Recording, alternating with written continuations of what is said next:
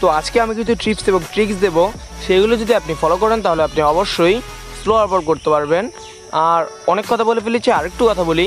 আপনি যদি আমাদের চ্যানেলে এখনও নতুন হয়ে থাকেন এবং আপনি যদি আমার পরবর্তী ভিডিও পেতে ইচ্ছুক হন, তাহলে এখনও নিচে লাল সাবস্ক্রাইব মারেন, বেল আইকনে ক্লিক করে বলে অল অপশন একটা চাপ দেন, তাহলে আপনি সবার আগে আমার ভিডিওগুলো পেতে পারবেন। তো এখানে গ্রিপটা সাধারণ ফাস্ট বোলিংয়ের গ্রিপেই হবে, কিন্তু সাধারণ ফাস্ট বোলিংয়ে আমরা এখান দিয়ে একটি ফাঁক রাখতাম, কিন্তু এই ক্ষেত্রে এখানের ফাঁকটা ভরাট করে দিতে হবে। এই হচ্ছে বোলিং গ্রিপ, দেখে নিন ভালো করে।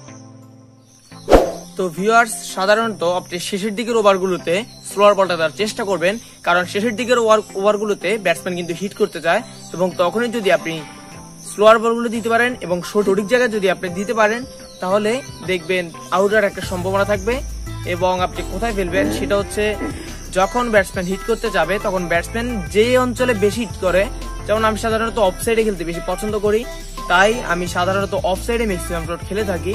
তো তার জন্য ঠিক এরকম, যদি আপনি আমাকে বল করেন তাহলে আপনি সেই অফ সাইডে স্লোয়ার বলটা দিবেন, কারণ আমি অফ সাইডে যাবো হিট করতে এবং আমি বুঝবো না যে একটা স্লোয়ার বল আসতে চলেছে।